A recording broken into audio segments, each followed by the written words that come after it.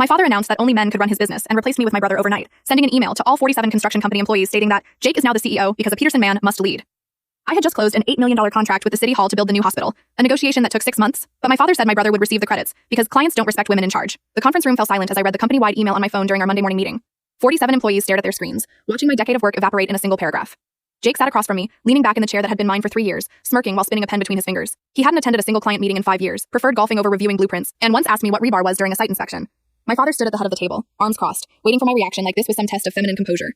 I set my phone down carefully, the screen still glowing with his words, and watched Jake's smirk widen. He thought he'd won. Around the table, senior project managers avoided eye contact. Tom Harrison, who'd worked alongside me on the hospital bid, stared at his coffee cup. Elena Rodriguez, our chief architect, gripped her pen so hard her knuckles whitened. These people knew the truth.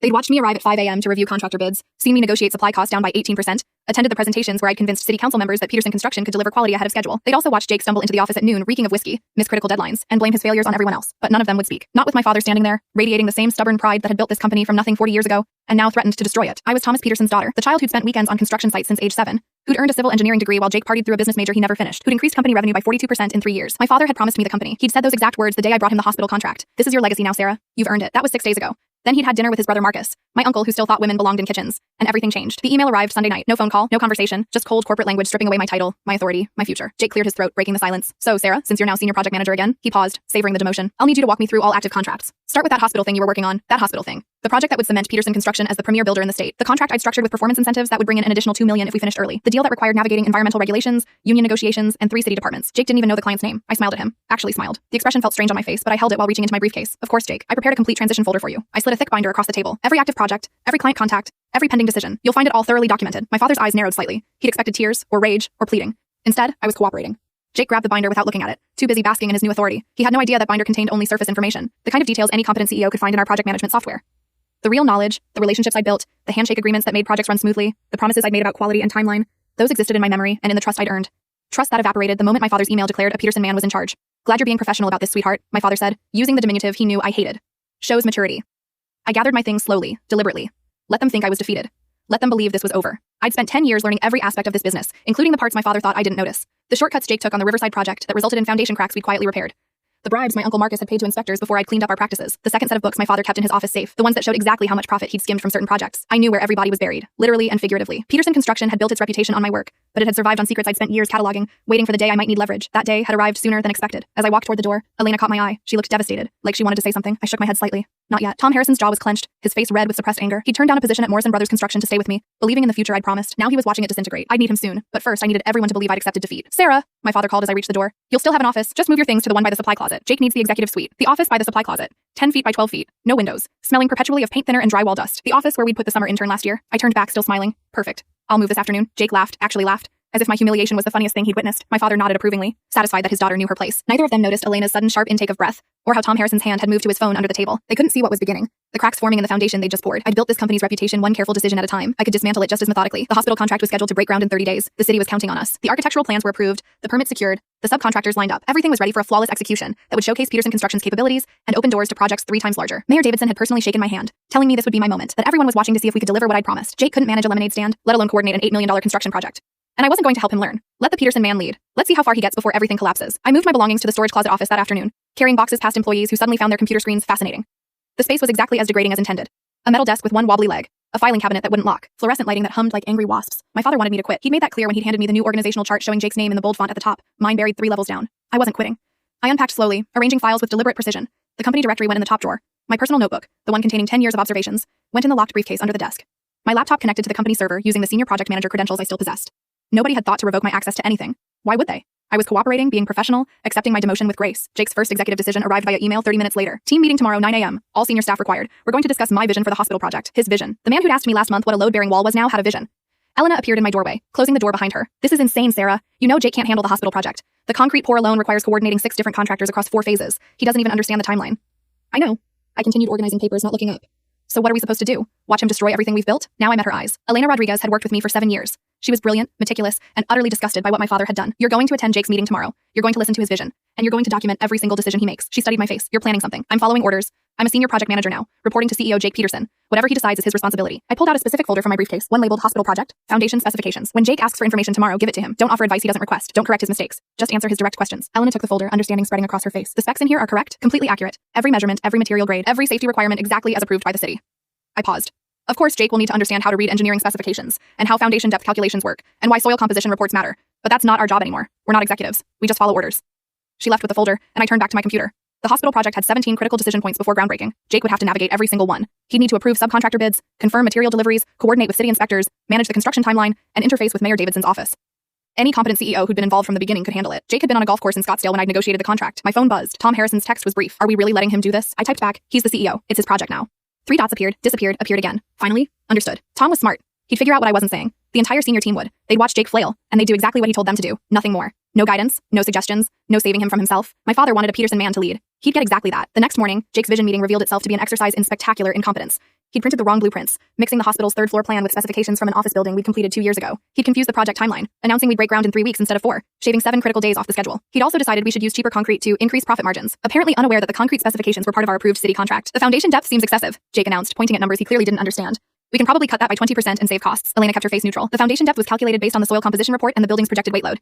The city engineering department approved those specifications. Yeah, but I'm saying we can probably go shallower. Buildings don't need foundations that deep. It's overkill. Every engineer in the room knew that shallow foundations under a 6-story hospital would create catastrophic structural problems. Every engineer in the room remained silent, waiting to see if Jake would actually make this decision official. If you want to modify the foundation depth, Elena said carefully, you'll need to submit revised specifications to the city for approval. That typically takes 4 to 6 weeks. Jake waved his hand dismissively. We don't have time for that. We're breaking ground in 3 weeks. I'll approve the shallower foundation. Just update the contractor bids. Tom Harrison's pen stopped moving across his notepad. He looked at me. I looked at my hands, folded calmly in my lap. Jake had just made his first official decision as CEO, one that violated our city contract and would result in rejected inspection reports the moment we started digging. The hospital project would face immediate delays, potential legal action from the city, and possible contract cancellation. All because the new CEO didn't understand basic civil engineering. My father sat at Jake's right hand, nodding approvingly. He taught Jake to project confidence, to make bold decisions, to trust his instincts. He hadn't taught him the difference between confidence and competence. The meeting continued for 90 minutes. Jake made 6 more decisions, each one worse than the last. He cut the project management software subscription to save money, not realizing it was how we coordinated 47 different contractors. He moved the material delivery schedule up by 2 weeks, not understanding that concrete delivery timing was critical for proper curing. He announced he'd personally handle communication with Mayor Davidson's office, despite never having met the mayor. When he finally dismissed everyone, Tom lingered. Sarah, we need to talk. Not here. I gathered my things, nodding toward the parking lot. We met by my car, far enough from the building that security cameras wouldn't catch our conversation. Tom's face was flushed with anger. He's going to destroy the hospital project. Those foundation changes alone will get us shut down. Yes, and you're just gonna let it happen? I unlocked my car, tossing my briefcase into the passenger seat. Jake is the CEO. He makes the decisions now. I'm just a senior project manager. My job is to implement his vision. His vision is catastrophic. Then maybe the company shouldn't have a CEO who doesn't understand basic construction principles. I met Tom's eyes directly. My father made his choice. He wanted a Peterson man leading this company. He's going to get exactly what he asked for. Understanding dawned slowly. You're documenting everything.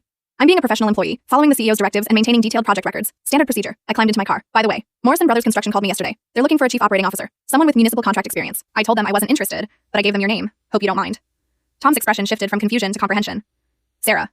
You have a family, Tom. Mortgage, 2 kids starting college. You shouldn't go down with a sinking ship out of loyalty. I started the engine, especially when the captain deliberately steered us toward the rocks. I drove away, leaving Tom standing in the parking lot. He'd make his own decision, but I'd given him the exit route. Elena would get one too. The good people, the talented people who built this company's reputation. They deserved better than watching Jake Peterson run it into the ground while my father applauded. The hospital project was scheduled to break ground in 26 days. Jake had just cut that to 19 and made engineering decisions that would violate our contract. He'd need to submit revised plans to the city, which he hadn't done. He'd need to notify the mayor's office of timeline changes, which he didn't know was required. He'd need to coordinate the accelerated schedule with 17 different subcontractors, none of whom had his contact information. I'd spent 6 months building relationships with every person involved in this project. The city planning director knew my cell phone number. The union representative trusted my word. The concrete supplier gave us preferred pricing because I'd never missed a payment in 3 years. All of those relationships existed because of me, not because of Peterson Construction's name. And I wasn't going to transfer them to Jake. That evening, I received an email from Mayor Davidson's assistant. The mayor would like to schedule a check-in meeting regarding the hospital project timeline. Please confirm your availability for next week. I forwarded the email to Jake with a brief note. FYI, mayor's office requesting meeting. This is now your responsibility as CEO. Jake's response came 30 minutes later. You handle it. Tell them everything's on track. I smiled at my laptop screen. He'd just given me written documentation that he was delegating communication with our primary client, the same client he'd announced in today's meeting that he'd personally handle. I replied, per your directive in this morning's meeting, you indicated you would personally manage communication with the mayor's office. Please advise if this has changed. The response took longer this time. Fine. Set up the meeting. I'll take care of it. I scheduled the meeting for next Tuesday, 11 a.m. Jake would meet Mayor Davidson for the first time, having never reviewed the contract details, never attended any of the 6 preliminary meetings, never learned what specific outcomes the mayor had emphasized. He'd walk into that meeting blind, representing an $8 million project he didn't understand, discussing engineering specifications he couldn't explain. Meanwhile, I'd be in my storage closet office, maintaining detailed records of every decision, every directive, every failure. My father wanted a Peterson man to lead. Perfect. Let him lead us straight off the cliff. I'd be there to document the fall, provide evidence to our insurance company, and ensure everyone knew exactly who was responsible when everything collapsed. Jake's meeting with Mayor Davidson lasted 17 minutes before complete disaster struck. I knew because Elena texted me from outside the mayor's office where she'd gone as the technical support Jake had demanded that morning. Her message was brief. He called the mayor Mike and asked if we could use cheaper materials to maximize taxpayer value. Mayor's face went purple. Mayor Davidson's full name was Michelle Davidson, a detail anyone who'd read the contract would know.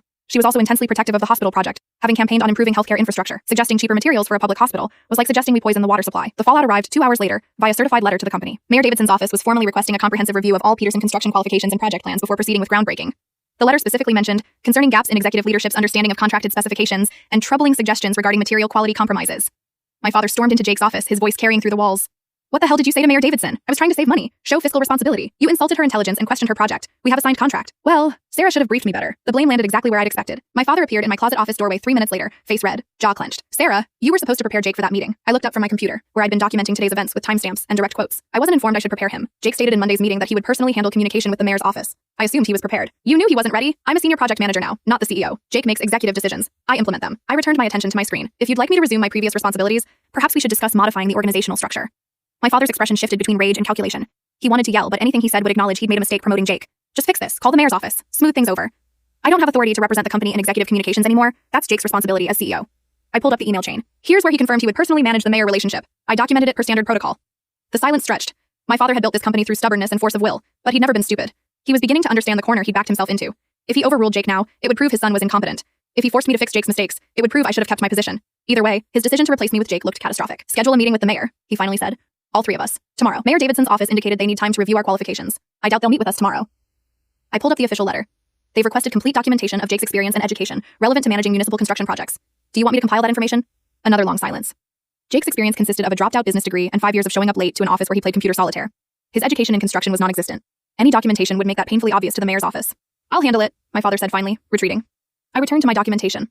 The hospital project was now officially under review, 3 weeks before scheduled groundbreaking. Every day of delay would cost us money in contractor retainer fees and equipment rental.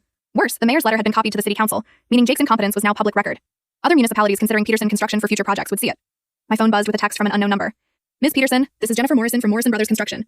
Tom Harrison suggested I reach out. Would you be available for a confidential conversation regarding a potential executive position? Morrison Brothers was our primary competitor, the company that had bid against us for the hospital contract. They'd lost because I'd outmaneuvered them on price and timeline. Now they were offering me a job, and they weren't being subtle about it. They'd seen the mayor's letter. They knew Peterson Construction was imploding. They wanted me to jump ship before the company sank. I didn't respond. Not yet, but I saved the message. Elena knocked on my doorframe. Sarah, we have a problem. Jake approved the concrete order using the modified foundation depth specifications. The supplier is confused because those specs don't match our city permits. Did you inform Jake about the discrepancy? I tried. He said I was being difficult and told me to just place the order. I pulled out my notebook, documenting this in detail. Then place the order exactly as Jake specified. Make sure you have his written approval. But Sarah, the city inspectors will reject it immediately. Yes, they will. I met her eyes. And when they do, it will be Jake's decision that caused the rejection, not yours. Document everything, save every email, record every directive he gives you. Elena understood. She'd watched my father declare that only men could lead this company. Now she was watching that man's son systematically destroy everything I'd built. Morrison Brothers contacted me too, offered me senior architect position. You should take it. What about you? I'm staying. I closed my notebook. Someone needs to be here to document exactly how this ends. The next morning, Jake held another team meeting. His confidence had returned overnight, bolstered by whatever reassurances my father had provided. Okay team, here's the plan. We're going to show Mayor Davidson that Peterson Construction delivers results. We're breaking ground next Monday. Review be damned. Tom Harrison's head snapped up.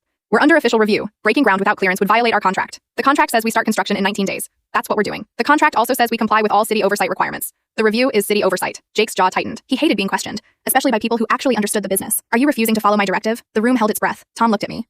I kept my expression neutral, offering nothing. This was his decision. No, Tom said finally. I'll document your directive and implement as ordered. Good. Sarah, you'll coordinate with contractors for Monday's groundbreaking ceremony. The groundbreaking ceremony has been postponed pending the mayor's review. I'm unpostponing it. Make it happen. I wrote this down in my notebook, making sure everyone could see me documenting his order. To be clear, you're directing me to schedule a groundbreaking ceremony that contradicts the mayor's office's explicit request for a project review pause? That's exactly what I'm saying. Perfect. He'd just given me written documentation of deliberate contract violation. I pulled out my phone and sent a quick email to myself with the timestamp and exact quote. I'll begin coordination immediately. After the meeting, I made exactly one phone call to Mayor Davidson's assistant. This is Sarah Peterson. I need to inform you that Peterson Construction CEO has directed us to proceed with the scheduled groundbreaking on Monday, despite the requested review period. I wanted to ensure the mayor's office was aware of this decision. The assistant's voice went cold. The mayor was very clear about the review requirement.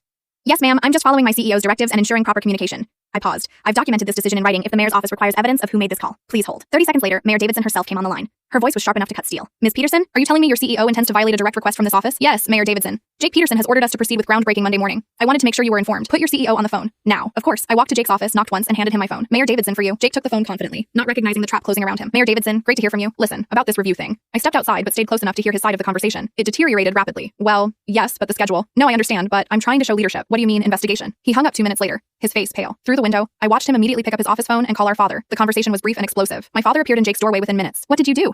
My father's voice carried through the entire office. I just wanted to show we could deliver. You just got us flagged for a compliance investigation. The city is reviewing whether we're fit to hold the contract. Sarah told them I was moving forward. She sabotaged me. Both of them turned to look at my office. I was sitting calmly at my desk, typing away at my computer. Through the glass partition, I could see their faces contorting with rage and realization. I'd done exactly what Jake had ordered, communicated with the mayor's office. I'd been professional, factual, and precise. I'd simply informed the client about the CEO's decision. The fact that his decision was catastrophically stupid wasn't my fault. My father strode into my office. You deliberately made Jake look bad. I followed his direct order to coordinate groundbreaking activities. Informing the mayor's office of our plans is standard procedure. You knew she'd react badly. I knew the mayor had requested a review pause. Jake knew it too when he ordered me to proceed anyway. I pulled up the email chain. Here's the documentation. Would you like me to forward it to you? My father's hands clenched into fists. For a moment, I thought he might actually hit me. Instead, he leaned across my desk, voice low and dangerous. You're trying to destroy this company. No. I met his eyes without flinching. You did that when you decided a Peterson man should lead it. I'm just documenting the results. The compliance investigation moved faster than expected. The city sent 3 inspectors Tuesday afternoon, requesting immediate access to all project documentation, communication records, and executive qualification files. Jake tried to delay them, claiming he needed time to organize materials. That lasted exactly as long as it took for the lead inspector to threaten contract cancellation. I provided them with everything. 10 years of meticulously maintained records, all organized, indexed, and cross-referenced. They spent 6 hours in the conference room, reviewing my documentation of every decision Jake had made since becoming CEO. The modified foundation specifications, the accelerated timeline, the canceled project management software, the inappropriate comments to Mayor Davidson, his complete lack of relevant experience or education. When they finished, the lead inspector asked to speak with me privately. We met in my storage closet office, him sitting in the single visitor chair while reviewing his notes. Ms. Peterson, these records are remarkably thorough. I believe in proper documentation. I noticed that prior to 2 weeks ago, all project decisions were logged under your name. Then suddenly, everything shifts to Jake Peterson's authority. He looked up, with a corresponding decline in decision quality. Jake was promoted to CEO. Company leadership decisions changed accordingly. The inspector studied my face for a long moment. You were the one who negotiated the original hospital contract. Yes. And you're the one who managed the relationship with Mayor Davidson's office. Yes. But you're no longer in a leadership position. Correct. My father decided the company needed a male CEO. He wrote something in his notes. For what it's worth, Ms. Peterson, your documentation may be the only thing that saves this contract. The city understands the difference between institutional failure and individual incompetence. He stood. The mayor will make a final decision by Friday. If Peterson Construction retains the contract, it will be contingent on appropriate executive oversight. I understand. He paused at the door. Morrison Brothers submitted a bid to take over the project if your contract is canceled. They've offered to honor your original timeline and specifications. Another meaningful pause. They've also offered you a position as project director. I know. Are you planning to take it? That depends on what happens by Friday. He nodded slowly and left. Through my office window, I watched him deliver the news to my father and Jake. Their expressions shifted from defensive to panicked as he explained the city's position. The hospital contract was worth $8 million. Losing it would be catastrophic. Worse, if the contract moved to Morrison Brothers with me as director, it would prove definitively that I'd been the only reason Peterson Construction had won the bid in the first place. My father would have to admit he'd been wrong, in front of the entire company, in front of the entire industry. That evening, my father appeared at my apartment door. I'd been expecting him, though not this soon. He looked like he'd aged 5 years in 2 weeks. Can I come in? I stepped aside, letting him enter the small living room. He looked around at the sparse furniture, the bare walls. I'd never bothered decorating much, too busy building his company. You're destroying everything I built, he said finally. No. I'm documenting what happens when you hand everything you build to someone unqualified. I remained standing. You taught me that, actually. You used to say the numbers never lie. That documentation protects you. That records matter. You could have helped him, guided him, like you helped me, guided me. The anger I'd suppressed for 2 weeks finally cracked through. I spent 10 years proving myself. I increased revenue by 42%. I won contracts against companies twice our size. I built relationships across this entire city, and you threw it away because Uncle Marcus said women can't lead. This isn't about Marcus. Then what is it about? Because it's not about competence. It's not about results. It's not about what's best for the company. I pulled out my phone, showing him Morrison Brothers' offer. I have a better job waiting. More money, more authority, no glass ceiling. The only reason I'm still here is to make sure everyone knows exactly what you did. My father's face reddened, so this is revenge. No, this is consequences. I pocketed my phone. You made a choice. Jake is the CEO because he's a Peterson man. Now live with it. The city is going to cancel our contract. Probably. The company will lose millions. Definitely. Other clients will hear about it. We'll lose future bids. Without question. I finally sat down, suddenly exhausted. You built something great, Dad. You really did, but you destroyed it the moment you decided your daughter wasn't good enough because she wasn't your son. He sat down across from me, looking older than I'd ever seen him. I thought I was doing the right thing, keeping it in the family. Peterson men have run this company for 40 years, and in 2 weeks, a Peterson man ran it into the ground. We sat in silence. Outside, Portland's evening traffic hummed past. Somewhere in this city, Mayor Davidson was reviewing the inspector's report, making the decision that would determine Peterson Construction's future. Morrison Brothers was probably already preparing their takeover bid. Tom Harrison was updating his resume. Elena was packing her office. If I make you CEO again, my father said quietly, will you stay? I'd been waiting for this. The desperate offer, the last-minute reversal. 2 weeks ago, I would have taken it immediately. Now, I just felt tired. And how long until the next time? Until another client questions having a woman in charge? Until Uncle Marcus whispers in your ear again? I shook my head. You can't unring this bell, Dad. Everyone knows now. They know you don't believe in me. They know you'll throw me aside the moment it's convenient. That's not, it is. And we both know it. I stood up, walking to the door. Morrison Brothers believes in me. They're offering me full authority, equity stake, and public credit for my work. Why would I stay with a company where my own father doesn't trust me? He stood slowly, understanding that he'd lost. Not just the hospital contract, not just the company's reputation, but his daughter. Sarah, please. The city will make their decision Friday. Whatever happens, happens. I opened the door. You wanted a Peterson man to lead. Congratulations. I hope it was worth it. He left without another word. I closed the door and leaned against it, finally allowing myself to feel the weight of the last 2 weeks.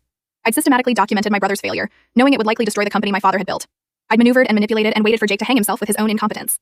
I'd orchestrated this entire collapse with the precision I used to bring to construction projects, and I felt no guilt whatsoever. Friday arrived with gray Portland rain and an email from the city at 9 a.m. sharp. Peterson Construction's contract for the hospital project was officially terminated, effective immediately.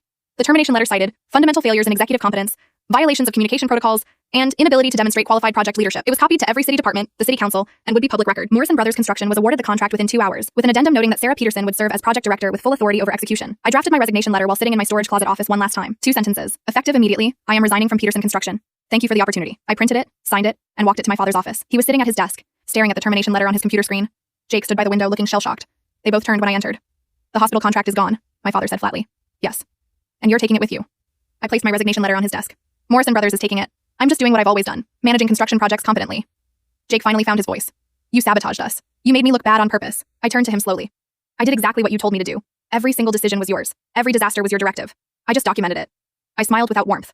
You wanted to be CEO. You got to be CEO. This is what happens when an unqualified person leads a company. You could have helped me. Why? So you could take credit like you took credit for the hospital contract I negotiated? I shook my head. You wanted the title. You got it. I hope it was everything you dreamed. My father stood up. Sarah, this will destroy us. Yes, it will. I picked up my briefcase, taking one last look at the office where I'd spent so many hours planning, negotiating, building. You made your choice, Dad. You chose Jake because he's a man. Now you get to live with a man's failures. Please, the word came out broken. Don't do this. I'm not doing anything except accepting a better job offer. I walked to the door, then paused.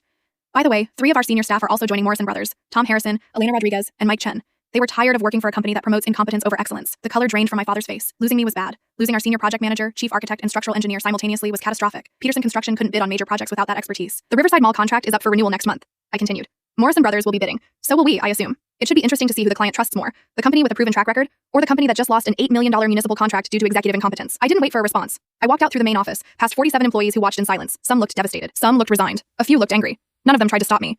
They'd all seen the emails, heard the meetings, watched Jake's failures compound. They knew exactly why this was happening. Elena met me at my car, her own boxes already loaded. Tom and Mike are right behind us. We're all starting Monday. Good. I unlocked my car, loading my single box of personal items. Morrison Brothers has the hospital project, but they'll need a full team to execute it properly. Sarah. Elena's voice was soft. Are you okay? I thought about it. 2 weeks ago, I'd been CEO of my family's company, running the biggest project of my career. Now I was unemployed, had destroyed my relationship with my father, and had engineered the systematic collapse of everything he'd built. I'm perfect, I said, and meant it. Morrison Brothers Construction's offices occupied 3 floors of a modern building with floor-to-ceiling windows overlooking the Willamette River. My new office was twice the size of my father's, with actual furniture that didn't wobble and lighting that didn't hum. Jennifer Morrison, the CEO, personally showed me around Monday morning. We've been trying to recruit you for 3 years, she said as we walked past the engineering department.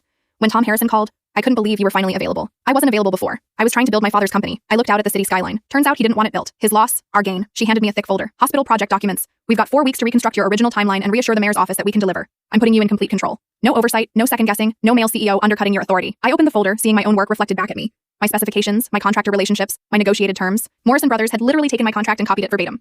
You know I designed this entire project. That's exactly why we hired you. You know the work, you know the client, you know the pitfalls.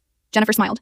And frankly, watching you systematically document your brother's incompetence was impressive. Those records you provided to the city inspectors were masterful. I believe in thorough documentation. So, I've heard. She leaned against the window frame. Peterson Construction is already facing lawsuits from 2 subcontractors who are demanding payment for work your brother canceled. Apparently, he didn't understand contract law. Jake didn't understand much of anything. The industry is talking. Everyone knows what happened. Your father's reputation is destroyed. She paused. Does that bother you? I thought about my father's face when I'd handed him my resignation. The shock. The betrayal. The desperate plea for me to stay. I thought about Jake's smug expression when he'd taken my office, my title, my project. I thought about the email announcing that only a Peterson man could lead. No, I said simply. It doesn't. The hospital project moved forward with mechanical precision. I spent the first week rebuilding relationships with every contractor, inspector, and city official involved. Most of them had worked with me before and were relieved to see me back in charge. Mayor Davidson personally called to welcome me to Morrison Brothers and to express her satisfaction that qualified leadership was now managing the project. Tom, Elena, and Mike integrated seamlessly into their new positions. By week 3, we'd recovered the entire timeline Jake had destroyed. The foundation specifications were corrected, the contractors realigned, the permits properly filed. We broke ground on schedule with Mayor Davidson and the entire city council present, celebrating not just the hospital but the return of competent project management. The local Business Journal ran a feature story. Sarah Peterson's second chance, how one woman's determination saved the Portland Hospital project. The article detailed everything. My father's decision to replace me with Jake, Jake's systematic failures, the contract cancellation, my move to Morrison Brothers. My father refused to comment. Jake couldn't be reached. Peterson Construction's office building had a for lease sign 6 weeks after I left. My father called me once during that time. It was late evening, 3 months after I'd walked out. The company is bankrupt, he said without preamble. I know, it's public record. Jake. His voice cracked. Jake moved to Arizona, said he can't show his face here anymore. Probably smart. Sarah, long pause. I was wrong. Yes, you were. Can you forgive me? I looked out my apartment window at the Portland skyline, at the city where I'd spent a decade building a reputation that my father had tried to strip away. I don't know, Dad. Can you forgive yourself for throwing away something great because of pride and prejudice? He didn't answer. The silence stretched until he finally hung up. I didn't call back. The hospital project finished 2 months ahead of schedule and $400,000 under budget. Mayor Davidson held a ribbon-cutting ceremony with full media coverage. Jennifer Morrison gave a speech crediting the success to exceptional project leadership and engineering excellence. When the mayor asked me to say a few words, I kept it brief. This hospital represents what's possible when qualified people are trusted to do their jobs, when expertise matters more than gender, when competence is valued over tradition. I looked directly at the camera, knowing my father was probably watching. I'm grateful to Morrison Brothers for giving me the opportunity to prove what I've always known, that I'm exactly as capable as I always said I was. The applause was deafening. That evening, Tom, Elena, Mike, and I celebrated at a downtown restaurant. We toasted to the project's success, to new beginnings, to working for a company that valued talent. Your father showed up at the office last week, Tom said quietly, asked if we were hiring, said he had 40 years of construction experience. I set down my glass. What did Jennifer say? She told him we only hire qualified candidates. Tom grinned. Then she suggested he ask his son for a reference. I laughed. Actually laughed for the first time in months. The image of my father, the man who built an empire through sheer stubbornness, being told he wasn't qualified by the company his daughter now helped lead, was too perfect. What happened to him? Elena asked. After the bankruptcy? Last I heard, he's working as a site supervisor for a small residential contractor. Union job, hourly wage. I shrugged. It's honest work. Maybe he'll learn something. And Jake? Arizona, apparently. Selling insurance or cars or something. Whatever job doesn't require actual competence. We sat in silence for a moment. contemplating the absolute destruction of Peterson Construction. 40 years of building, gone in 6 months because of one catastrophically stupid decision. Some might call it tragic. I called it justice. Do you ever regret it? Mike asked. The way it ended? I thought about the storage closet office, the dismissive treatment, the email announcing I wasn't good enough because of my gender. I thought about Jake's smirk and my father's approval and my Uncle Marcus's satisfaction. I thought about 10 years of work thrown away for masculine pride. Not even a little bit, I said. They made their choice. I just made sure everyone saw the consequences. My phone buzzed with an email from Jennifer Morrison. Seattle Children's Hospital Expansion Project. $23 million. Client specifically requested you as project director. Interested? I showed the team. Elena whistled. $23 million. That's nearly triple the Portland hospital. That's what happens when you build a reputation for excellence instead of nepotism. I typed back a single word. Absolutely. The Seattle project would take 2 years. Then there would be others. Bigger projects, higher profile, more responsibility. I'd build a career that had nothing to do with my father's name, proving every day that the daughter he dismissed was exactly as competent as she'd claimed. Meanwhile, Peterson Construction's bankruptcy would serve as a cautionary tale in business schools. My father's decision to replace qualified leadership with gendered nepotism would be analyzed in management classes.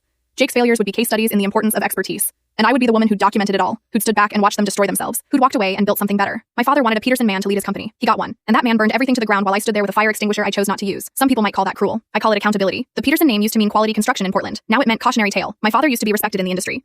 Now he was pitied. The man who destroyed his own legacy for outdated pride. And me? I was Sarah Peterson, project director at Morrison Brothers Construction. The woman who turned down 8 figures worth of projects and had clients requesting her by name. Not bad for someone who was told she wasn't good enough. 2 years later, I stood in the completed Seattle Children's Hospital, watching sick kids explore the bright, cheerful corridors I'd helped design. Mayor Davidson of Portland had driven up for the opening ceremony, bringing news. Your father asked me to give you something. She handed me an envelope. Inside was a single handwritten note. You were right. I'm sorry, Dad. I folded it carefully and put it in my pocket. Maybe someday I'd respond. Maybe someday I'd forgive him. But not today. Today, I had a $23 million project completion to celebrate.